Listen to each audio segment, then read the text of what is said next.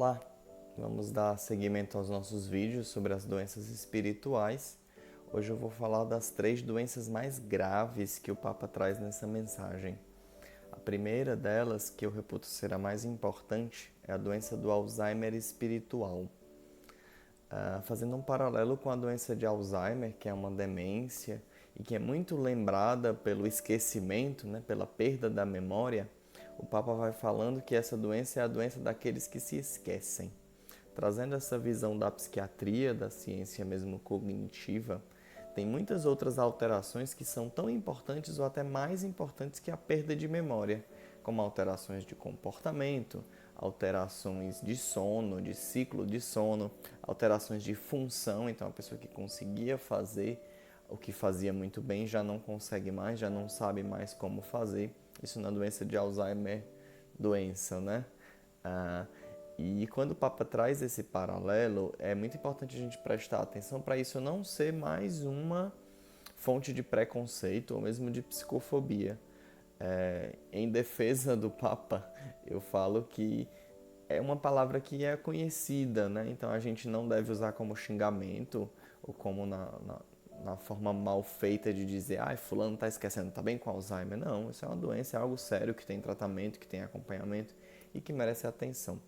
Mas voltando a essa doença espiritual, que é das mais graves e das mais importantes, a doença do Alzheimer espiritual é a doença daqueles que esquecem o caminho que Deus fez, esquecem a história da sua salvação.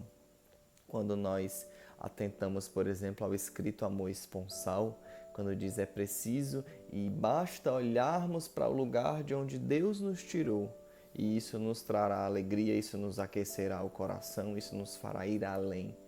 Né? A pessoa que está passando por essa doença espiritual na vivência da igreja, ela esquece de onde Deus a tirou, ela esquece o que Deus fez e passa a acreditar na fantasia de que foi ela que fez, de que foi ela que resolveu, de que foi ela que se salvou a si mesma. E isso é gravíssimo, isso é muito sério. Não vale a pena se encaminhar desse jeito. Lembro de um discurso do Papa São João Paulo II, quando veio ao Brasil, acredito que em 80 ou 83, quando ele visitou a cidade de Belo Horizonte. Ele fez um grande encontro com os jovens e disse: jovens, em vocês, ele fez até um trocadilho, jovens, em vocês eu vejo o belo horizonte da igreja. Então, é importante nós termos essa atenção de que nos jovens nós vemos a esperança, nos jovens nós vemos adiante. E se a doença de Alzheimer é mais comum, é muito mais vista, é quase que 100% das vezes vista nos idosos, os jovens também podem se esquecer de onde Deus os tirou, o caminho que Deus traçou na sua conversão, no seu caminho de encontro com Jesus, no seu caminho de encontro com o ressuscitado. E é preciso, e também trazendo um discurso do Papa na Convenção Shalom, é preciso alinhar memória e esperança. Os mais velhos nos dão a memória, nos dão a consistência, e isso a revista Escuta, se não me engano, de 2019, na comunidade Shalom, fala bastante desse intercâmbio das gerações. Então, os mais velhos nos trazem a memória, a solidez, a consistência, e os mais novos nos enchem de esperança. Os mais jovens nos dão audácia, vivacidade para seguir em frente. É muito importante que nós consigamos intercambiar bem esse caminho. E na perda da memória, nesse esquecimento espiritual, eu posso até mesmo esquecer quem eu sou, esquecer aquilo que eu sou chamado a ser ou a viver. Então, viver a minha vocação de qualquer jeito, viver o meu chamado particular, o meu estado de vida na expressão cearense, empurrando com a barriga, que eu vou deixando sempre para depois, para depois, para depois. E aquelas grandes decisões e compromissos que eu tomei lá atrás vão perdendo a graça, vão perdendo o gosto. Tudo vai sendo sempre um reino da burocracia, em que eu vou sempre deixando para depois e fazendo como que eu consiga viver desse jeito, de qualquer jeito. É muito importante porque essa atenção, porque quando eu esqueço quem eu sou, eu perco a esperança. Eu não consigo mais olhar para frente, eu não consigo mais ter um objetivo diferente do que eu venho vivendo até o momento, porque tudo é cinza, tudo é sem graça, né? Não há o que se lembrar, não há o que se em que se ancorar para conseguir viver esse caminho de salvação e conseguir relembrar de onde Deus me tirou, o que Deus fez por mim, o que eu fiz por Deus, né, as mudanças e os caminhos que eu tracei. O caminho da conversão é o caminho também do encontro consigo mesmo, do autoconhecimento, de modo a ser cada vez mais aquilo que se é, a ser cada vez mais quem eu sou de verdade, e não uma máscara, e não alguém que finge, ou que esconde, ou que mente, ou que tem, como se escuta muitas vezes de modo errado, múltiplas personalidades, ou múltiplas qualquer que seja. Não. Esses múltiplos olhares não existem se eu só tenho um par de olhos, e sou eu quem olha. Mas eu posso olhar para muitas coisas. É muito interessante a gente seguir esse caminho de ser cada dia e cada vez mais aquilo que se é. Um grande psicólogo americano, Carl Rogers, escreveu o seu principal livro que chama Tornar-se Pessoa. Eu não sou pessoa, eu vou me tornando pessoa. Eu vou me apessoando. Isso é a teoria do personalismo da filosofia. Eu vou me tornando uma pessoa. Eu não simplesmente sou um CPF lá cadastrado. Eu vou me tornando aquele que eu sou. E esse é o caminho da autenticidade.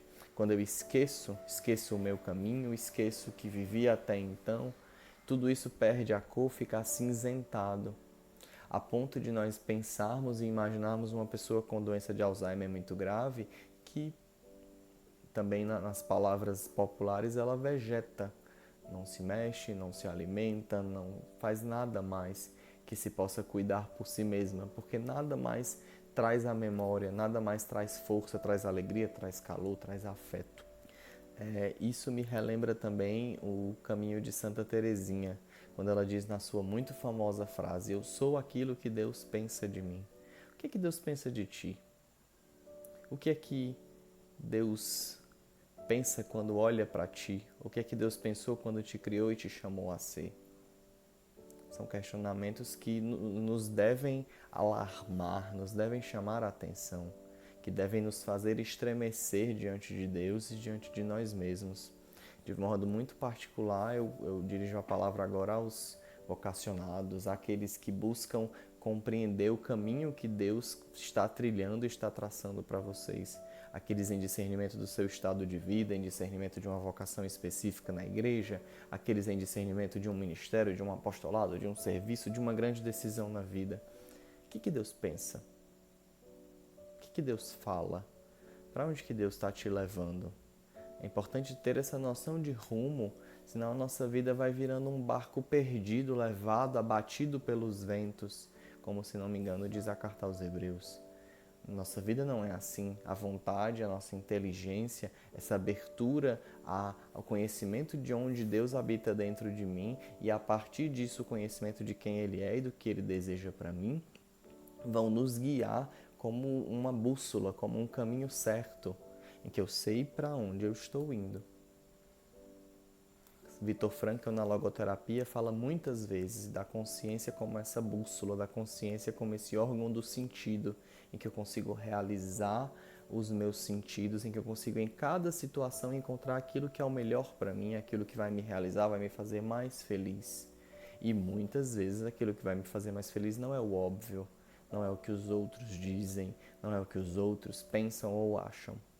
A pessoa que vai se esquecendo desse caminho de Deus, vai se esquecendo de quem ela é, vai perdendo aos tons da sua autenticidade, vai ficando, conforme diz o Papa na sua mensagem, cada vez mais dependente de si mesmo, dependente das próprias visões, dependente daquilo que acredita que é o caminho.